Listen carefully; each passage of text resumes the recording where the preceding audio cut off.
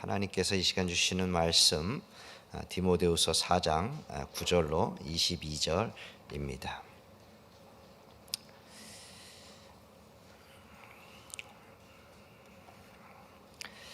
너는 어서 속히 내게로 오라. 데마는 이 세상을 사랑하여 나를 버리고 데살로니가로 갔고 그레스게는 갈라디아로 세 번역이죠.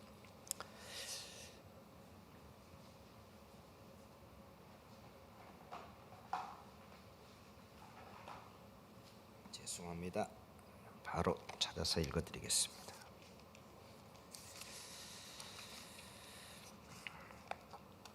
그대는 속히 나에게로 오십시오. 데마는 이 세상을 사랑해서 나를 버리고 데살로니가로 가고 그레스게는 갈라디아로 가고 디도는 달마디아로 가고 누가는 나와 함께 있습니다. 그대가 올 때에 마가를 데리고 오십시오. 그 사람은 나의 일에 요긴한 사람입니다. 나는 두기고를 에베소로 보냈습니다. 그대가 올 때에 내가 들어와 있는 가보의 집에 두고 온 외투를 가져오고 또 책들은 특히 양피지에 쓴 것들을 가져오십시오. 구리세공 알렉산더가 나에게 해를 많이 입혔습니다.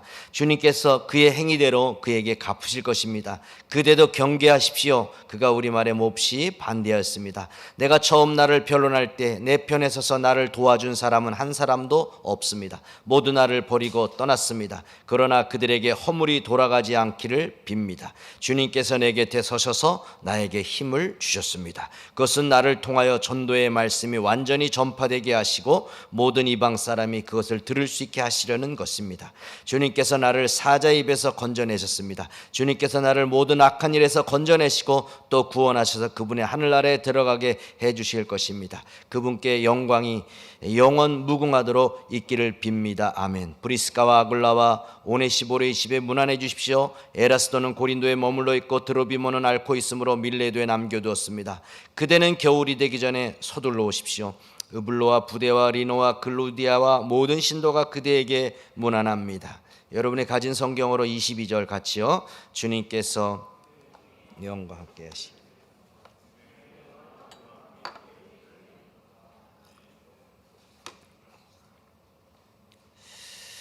사도 바울은 다메섹 도상에서 예수님을 만나고 그 자기가 만난 예수 그리스도의 복음을 전하는데 일생을 다 바친 사람입니다. 너무 매를 많이 맞아서 죽음 직전까지 갔고 정말 생명의 위협을 너무나도 많이 받았습니다. 먹지 못하고 자지 못하고 온갖 가진 핍박 속에서도 굴하지 않고 예수 그리스도의 복음을 전하는 그 사도 바울이었습니다. 정말 당당한 그 복음 앞에 당당했던 그런 너무 멋진 바울 사도였는데 오늘 이 본문에서 바울의 모습을 보면 좀 왠지 고독한 모습을 보게 됩니다.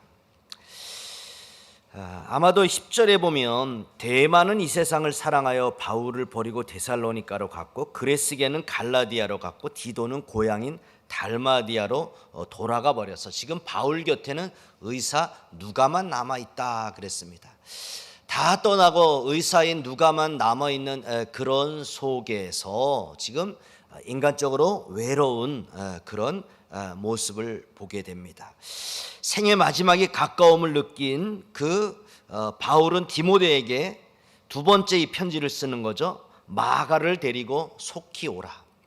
근데 마가를 데리고 오는데 마가는 나의 일에 요긴한 사람이다. 예전에 그런 그 선교 여행을 떠나면서 갈라졌던 그런 일이지만 다시 또 회복이 된 것이죠. 또 오는 길에 드로와 가보아의 집에 맡겨둔 외투를 좀 가져와라 그랬습니다. 아마도 로마에 아침 저녁으로 찬바람이 불기 시작했던 것 같습니다. 또 디모데에게 가죽 종이에 쓴 책을 가져와라 이렇게 이야기했죠. 그러니까 지금 가죽 종이 양피지를 말합니다. 아마도 헬라어로 된 구약 사본, 예수님의 생애와 교훈, 자신의 중요한 글들, 로마 시민권 등을 포함하고 있어서 너무 중요한 그리고 영구적으로 보관해야 될 성경과 자료들을 가지고 와라라고 그렇게 이야기한 것 같습니다. 또 무엇보다도 바울이 원한 것은 자신의 믿음의 아들인 디모데입니다. 그래서 9절에서 어서 와라라고 했지만 또 21절에서 겨울 전에 어서 오라고 그렇게 간곡하게 부탁을 하고 있습니다. 자, 그렇다면 바울이 왜 겨울 전에 어서 오라라고 말을 했을까요? 계절상으로도 아드리아, 지중해와 연결된 아드리아 해, 그 해가 이제 겨울이 되면 바다가 얼어서 배가 항해할 수 없었기 때문에 어서 서둘러서 오라라는 그런 계절적인 의미이기도 하고요. 또 두 번째는 이 전 문맥에 보면은 바울이 지금 자신의 죽음을 직감하고 있습니다. 관제와 같이 벌써 내가 부음이 되고 나의 떠날 기약이 가까웠도다. 내가 선한 싸움을 싸우고 나의 달려갈 길을 마치고 믿음을 지켰으니 해서 바울이 내가 선한 싸움을 싸우고 나의 달려갈 길을 다 마쳤다라고 하는 자신의 죽음이 얼마 남지 않았다. 지금 로마 감옥에 있는데 이 로마 감옥에서 내 생애를 마칠 것 같은 그런 것을 느끼고서는 믿음의 아들 디모데야 어서 속히 내가 죽기 전에 와라라고 이야기한 겁니다. 초대교회 전설에 보면 디모데는 겨울이 전에 오라고 하는 이 간곡한 그런 스승의 말을 따르지를 못했습니다. 사도 바울의 편지를 받고 즉시 떠나지 못하고 교회에 쌓여진 잡다한 일을 처리하고 지중해로 갔는데 이미 겨울에 찬바람이 불어서 배가 뜰 수가 없었던 상황입니다. 그래서 그 이듬해 봄에 날 풀려서 찾아갔지만 바울은 이미 옥중에서 순교했고, 그래서 그 스승의 무덤을 끌어안고 정말 울고 또 울었다고 하는 그런 초대교회의 그런 전설, 성경에 나와 있지 않은 계승된 전설이 있습니다. 사랑하는 성도 여러분, 우리에게도 이렇게 인생의 겨울이 찾아옴을 기억하시기를 바랍니다. 봄처럼 화사하고 소망으로 가득 찬 때가 지속될 것 같지만 금방 인생의 겨울이 찾아오는 것입니다. 뜨거운 8월의 태양처럼 열정이 가득하여 못할 일이 없을 것처럼 자신만만하지만 곧 인생의 가을이 와서 단풍이 지고 낙엽이 떨어지고 찬바람이 부는 겨울이 오는 것입니다. 여기서 말하는 겨울은 내 인생의 노년의 때, 죽음을 바라보는 겨울로 해석하시고, 또 하나는 내 인생의 죽음으로 그렇게 겨울을 해석하시면 되겠습니다. 저희 장모님께서도 건강하셔서 야, 우리 어머니 아버님 100세까지 사시겠다 이런 생각을 했습니다. 할머니가 건강하시니까 명절에도 우리 아이들이 다 코로나 핑계를 대고 다 가지를 못했습니다. 그날도 지난 수요일에도 새벽기를 다녀오시고 아침 식사하고 일상의 삶을 살았는데 아무래도 몸이 좋지 않아서 동네 내과에 가셨는데 아버님께 전화가 와서 빨리 큰 병원에 모시고 가라고 해서 택시를 타고 5분 거리에 있는 경희의료원 응급실에 들어가신 겁니다. 들어갈 때만 해도 내 목걸이 빼서 주시고 뭐 지갑 챙기라 하고 그렇게 웃으면서 이렇게 말씀하시고 가셨어요. 그때 이제 오후 2시에 제가 확신의 삶을 시작하기 조금 전에 어머니가 지금 이제 그 스텐트 시술을 한다라고 해서 목자방에만 올려 드렸습니다. 근데 어머니가 또 조금 성경 공부를 진행해 나가는데 어머니가 심정지가 왔다. 뭐 하나님께서 살려주시겠지, 뭐 줄여 살려주실 수 있습니다 하고 저는 계속 성경 공부를 인도해 나가는데 그래서 그래도 그때 빨리 가보라고 해서 이제 아내 먼저 가라고 나는 성경 공부를 끝내고 따라가겠다고 했는데 그게 아니라고 했는데 이때 이미 어머니는 소천을 하셨는데 제가 알지를 못했습니다. 그래서 부랴부랴 준비를 해서 가게 되었습니다. 저희 어머니도 2003년에 제가 부산에 내려가서 우리 이제 찬해 그 호산학교에 1, 2학년 여름 수련회를 할 때 강사로 가서 설교를 전할 때 아버지에게 전화가 와서 엄마 돌아가셨다 해서 아이 무슨 소리냐고 장난하시지 말라고 하고서 그래도 해서 이천의료원에 전화를 해서 알아보고 그래서 집회를 그 다음 거를 그냥 그날 저녁으로 마치고 밤새 그렇게 올라갔던 그런 기억이 있는데 아마 우리 성도들 가운데서는 정말 유언도 듣지 못하고 갑작스럽게 그렇게 죽음을 이별을 맞이한 그런 가정도 있을 것입니다. 오랜 투병 생활하시고 돌아가신 분들도 있고 여러 형태로 돌아가는데 누구나 다 한 번쯤은 인생의 겨울, 죽음을 맞이하게 된다는 것입니다. 그래서 우리도 우리 자신에게 너는 어서 속히 주님께로 돌아가라. 겨울이 오기 전에 어서 주님께로 돌아가야 된다라고 여러분 자신에게, 여러분 주위에 그렇게 권하시기를 바랍니다. 사람들은 보통 생각할 때 뭐 인생의 날이 많이 남았다 그렇게 생각을 합니다. 요즘은 많이 인식들이 개선이 돼서 얼마 전에 TVN TV 프로를 잠깐 인터넷에 나와 있는 기사를 통해서 봤는데, 그 노사연과 이무송이 서로 그렇게 유언장을 읽어주면서 눈물을 흘리는 그런 것을 보았습니다. 옛날에는 죽음 학교나 부부 행복 학교 이런 데나 해야 유언장을 작성해서 서로 읽어줬는데 많이 보편화가 됐지만, 그래도 죽음에 대해서 나와 상관이 없는 멀리 있는 것으로 그렇게 생각들을 하고 있습니다. 다윗은 우리의 인생이 얼마나 짧은지 시편 39편 5절에 보면 이 손바닥 넓이만큼이다라고 그렇게 이야기를 했습니다. 새 번역에는 한 뼘 길이로 번역했는데 히브리어 원어를 보면 테파흐입니다. 그러니까 이 손가락이 손가락 길이가 아니고 손바닥 넓이입니다. 요 넓이 저는 한 8cm 정도 되는데요. 요것이 바로 우리의 인생이다라고 하는 겁니다. 이거를 봄, 여름, 가을, 겨울로 놓고 보셔도 되고요. 20대, 40대, 60대, 80대로 여러분의 인생을 놓고 보셔도 됩니다. 자, 20대까지 우리가 초중고, 태어나서 초중고의 시기를 살아갑니다. 봄의 기간입니다. 이제 고등학교를 졸업하고 우리가 사회로 나갑니다. 대학으로 가죠. 그래서 두 번째 손가락이 시작이 됩니다. 20에서 한 40대까지로 볼 수 있지만 요즘 한 50대까지 여름의 시기죠. 왕성하게 활동을 하게 됩니다. 그리고 이제 60대, 60 중반, 70도 될 수 있고, 이때에 이제 인생의 열매를 거두게 됩니다. 20, 40, 그다음에 60이라고 한다면 아마 이렇게 40 이후에 그때 5, 60대 하여튼 거두는 그런 가을의 시기입니다. 그리고 나면 요즘은 이제 100세 시대이기 때문에 60 이후 은퇴 이후를 말하는데 또 짧죠. 은퇴 이후의 삶을 말합니다. 빠르신 분은 60대가 될 수 있고 70이 될 수 있고, 그때 인생을 이제 마무리해 가는 그런 겨울의 시기인 것입니다. 자, 사랑하는 여러분, 우리 저 아이들은 지금 손가락 첫 번째의 손가락을 살고 있습니다. 저는 지금 이제 54시니까 세 번째 손가락을 살고 있을 수도 있는데요. 과연 우리 또 마지막 손가락을 살고 있는 사람도 있고, 여러분 어떤 손가락의 시기를 살고 있습니까? 시편 39편 5절에서 이 다윗이 이야기하는 것은 우리의 인생이 주께서 손넓이만큼 되게 하셨다. 짧다. 그래서 모세가 시편 90편에서 우리 인생이 짧은 것을 이제 어떻게 표현합니까? 아침에 안개와 같다. 안개가 자욱했는데 조금 있으면 보면 안개가 없어지지 않습니까? 활을 떠난 화살, 눈에 보이지 않지 않습니까? 그것처럼 그렇게 빠르다. 인생의 연수가 70이요, 강건함은 80인데 우리가 날아가는 것처럼 빨리 날아간다. 그래서 하나님, 이 인생의 빠름을 계수할 수 있는, 세월을 계수할 수 있는 지혜를 우리에게 허락하여 주십시오라고 모세도 그렇게 이야기를 했던 것입니다.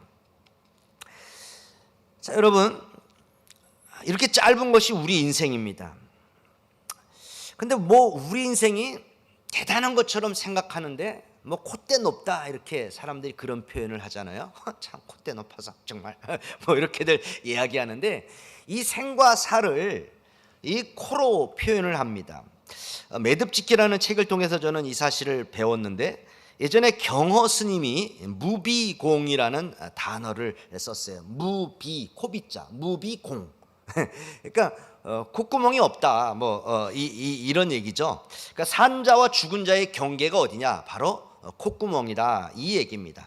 콧구멍으로 숨을 쉬면 살아있는 건데, 그 내가 내쉰 숨을 그 콧구멍으로 빨아들이지 못하면 죽은 거다, 이 얘기입니다. 근데 경호 스님이 대단한 깨달음을 한 것 같지만, 사실은 다 불교에 나와 있는 것들이 대단히 많은 것들이 성경에 나와 있어요.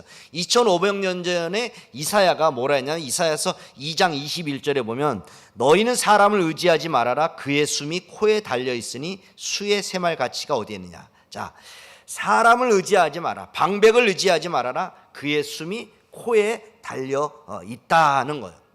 그러니까 여러분, 저도 이제 아버님이 집에 와서 주무시면 소리가 나나 안 나나 어르신들이 집에 계신 분들은 그런 생각하죠. 그래서 갑자기 소리가 안 나면은 가서 손가락을 코에다 대보기도 하고 귀를 대보기도 하고 더 막 흔들어 깨우기도 하고 그러지 않습니까? 그러니까 숨을 쉬면 살아있는 것이고, 여러분들이 잤는데 못 일어나면 그걸로 이제 우리가 죽음을 맞이하게 된 것이죠. 그러니까 뭐 인생이 대단한 것 같지만 숨을 쉬냐 안 쉬냐 그 차이 하나 가지고 인생이 갈라지는 겁니다. 한 의대생이 있었습니다. 새학기가 시작되고 해부학 첫 실험 시간에 해부실로 들어갔습니다. 실험 때마다 한 구씩 모두 32구의 시체가 놓여 있었다. 시체의 피부를 벗기는 것이 첫 해부학 실험 시간의 과제였는데, 그 작업을 하는 동안 그것이 단지 시체일 뿐 사람이라는 생각이 전혀 들지 않았다. 아주 정교하게 만들어진 인공 모형 배를 가르고 있는 듯한 그런 느낌이었다. 그런 착각과 함께 나의 뇌리를 스치며 지나가는 생각들이 있었다. 그래, 이 사람들도 살아있었을 때는 모두 자기 자신이 세상에서 가장 잘났다고 생각하며 살았겠지. 돈도 있었고 명예도 있었고 사랑도 있었고 또 죄를 짓고자 하는 사악한 마음도 있었겠지. 그런데 이제 그들은 자신의 머리털조차 다 깎인 채 실험대에 누워있다. 부끄러움도 없이 발가벗긴 채로 말이다. 입관할 때를 좀 생각해 보시면 됩니다.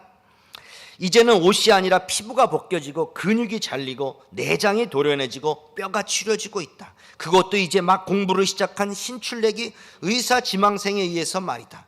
이 아주머니의 얼굴에 평생 동안 발라졌던 화장품은 얼마나치가 되었을까? 저 아저씨는 저 손으로 얼마나 많은 돈을 만졌으며 그것으로부터 얼마만큼의 만족을 얻었을까? 의대생이 쓴 글입니다. 그 순간 갑자기 이런 질문이 떠올랐다. 지금의 나 자신과 이 시체들 사이에 도대체 무슨 차이가 있는가? 그것은 참으로 대답하기 어려운 질문이었다. 굳이 차이점을 찾는다면 그들은 죽었고 나는 이렇게 살아있다는 것이다. 그렇다면 나는 지금 대체 무엇을 위해 살고 있단 말이냐? 나는 지금 대체 무엇을 위해 살고 있단 말인가? 의대생의 깨달음이고 질문입니다. 자, 여러분, 이 의대생이 시체 해부 실험을 하며 실험대에 누워있는 시체와 자신 사이에 실제로는 아무 차이가 없음을 절감했죠. 그러니까 죽음의 그 자기 죽음의 인식입니다. 또 자기 실존에 대해서 스스로 질문을 던지는 거죠.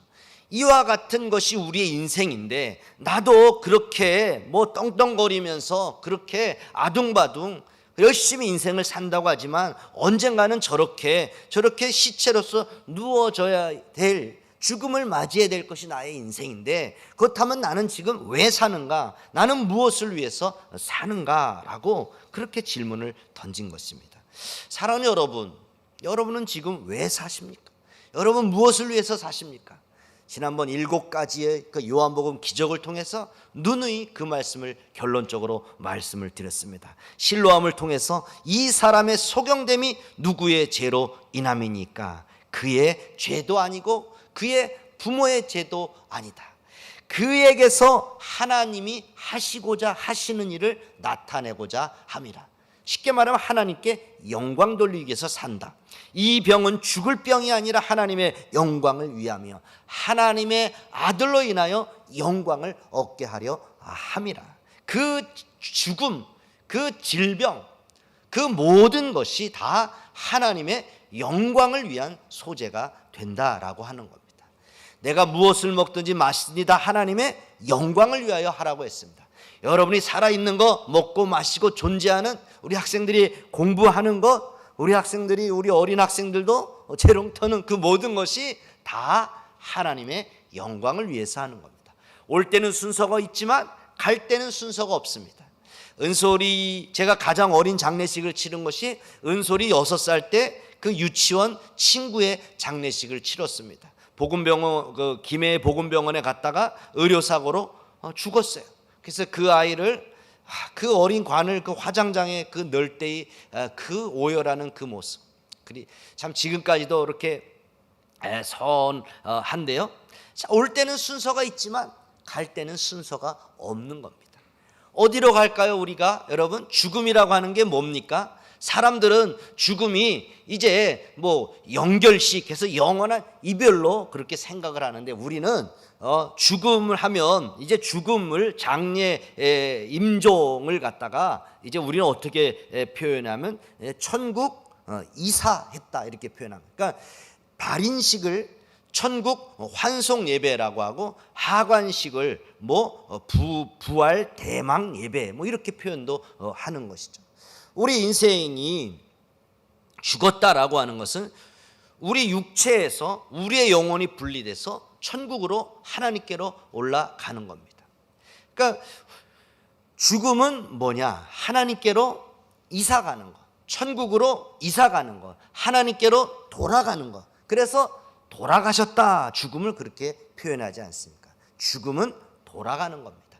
이 세상에서 하나님께서 맡겨주신 사명을 다 하고 천국으로 하나님께로 돌아가는 것이 바로 죽음입니다.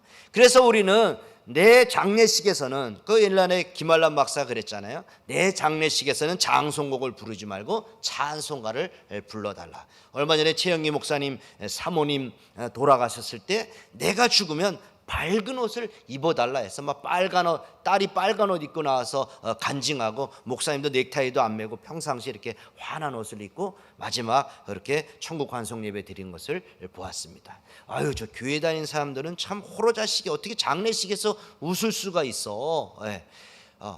울어야 되죠. 슬프니까. 우는 것은 믿음 없는 것은 아닙니다만 웃을 수 있는 여유는 천국에서 다시 만날 수 있기 때문에. 저희 어머니, 뭐 친어머니도 지금 이제 17년, 이제 18년째지만 어디 이사 간 것 같습니다. 천국에서 다시 만날 것 같은 그런 소망함이 있어요. 멀리 이사 간 그런 느낌입니다. 사랑하는 성도 여러분, 정말 이 장례를 통해서 정말 이 본문이, 어떤 목사님이 미국에서 항상 10월 둘째 주만 되면 이 본문을 가지고 설교를 해서 항상 똑같은 이 본문, 똑같은 제목으로 설교를 한, 내용은 좀 틀리겠죠. 그래서 미국 전역에서 그 목사님 교회에 온다라고 그런 유명한 본문이기는 한데요. 자, 여러분, 이제 결론적으로 여러분에게 잠언 7장 4절로 이 설교의 결론을 맺도록 하겠습니다. 잠언 7장 4절, 여러분이 가지고 있는 성경을 그대로 찾으시면 되겠습니다. 제가 먼저 세 번역으로 읽어드리겠습니다. 지혜로운 사람의 마음은 초상집에 가 있고 어리석은 사람의 마음은 잔치집에 가 있다. 자, 개역개정판으로 같이 읽습니다. 시작. 지혜자의 마음은 초상집에 있으되 우매한 자의 마음은 혼인집에 있느니라. 여러분 가지고 있는 성경책, 전도서 7장 4절입니다. 네, 제가 잠언이라 그랬네요. 맞죠? 전도서 7장 4절. 가지고 있는 성경책으로 다 찾으셨죠? 자, 시작. 지혜자의 마음은 초상집에 있을 때 우매한 자의 마음은 혼인집에 있느니라. 한 번만 더. 시작. 지혜자의 마음은 초상집에 있을 때 우매한 자의 마음은 혼인집에 있느니라. 자, 초상집과 혼인집이 비교가 돼 있죠. 그러니까 지혜로운 자, 전도서는 인생의 교훈을 주잖아요. 그러니까 지혜자는 늘 초상집에 마음이 가 있고 초상집, 죽음을 생각하며 살아야 된다. 근데 어리석은 사람은 잔치집만 생각한다. 그러니까 인생에 먹고 마시고 즐기는 그런 것만 생각을 합니다. 다 그러잖아요. 잔치집에는 안 가도 되지만 나는 초상집에는 꼭 간다. 이런 분이 있잖아요. 우리가 늘 시선을 항상 그 죽음에 두고 살아야 된다는 겁니다. 인생의 겨울이 언제 올지 모르기 때문에 누구나 다 한 번쯤은 이 죽음의 시간을 맞이해야 되기 때문에, 나는 젊으니까, 나는 건강하니까, 나는 또 이 많은 재산을 놓고 나는 갈 수가 없어. 그렇게 생각할 수도 있겠지만, 주님 부르시면 그냥 그대로 다 놓고 그대로 떠나가야 되는 겁니다. 저는 가끔 이제 제 방에서 나가면서 혹시나 내가 이 자리에 돌아오지 못했을 때 내가 주변이 정리 안 돼 있으면 어떻게 평가할까 해서 정리가 잘 안 되지만 나름대로 그래도 정리하고 가고 있습니다. 이제 여러분이 오늘 이 설교 이후에 이제 목장에서 적용을 할 때 한번 죽음에 대한 적용도 하시고, 한번 유언장도 쓸 수 있으면 목장별로 한번 써보시기도 하시고, 가족끼리 한번 죽음에 대한 그런 이야기도, 죽음이 멀리 있는 게 아니고 죽음이 이상한 거 아니잖아요. 그 좋은 천국으로 가는 건데요. 우리 옛날 사람들 죽음이란 재수없게 그런 얘기 하지 말라고 하는데, 우리는 죽음이 축제잖아요. 하나님께로 돌아가는 것이니까요. 사랑하는 여러분, 인생에 누구나에게 겨울은 찾아옵니다. 예상할 수 있는 인생 노년의 겨울은 준비할 수 있습니다만, 죽음의 겨울은 어느 날 갑자기 찾아옵니다. 인생의 겨울이 오기 전에 어서 주님께로 돌아가시기를 바랍니다. 사랑하는 자녀들에게, 사랑하는 부모님에게 겨울이 오기 전에 어서 속히 주님께로 돌아오시라고 주의 복음을 전하여 천국에서 영원히 모든 가족이 함께 왕노릇하는 사랑하는 예봉가족 되시기를 주님의 이름으로 축복합니다. 찬양을 하겠습니다.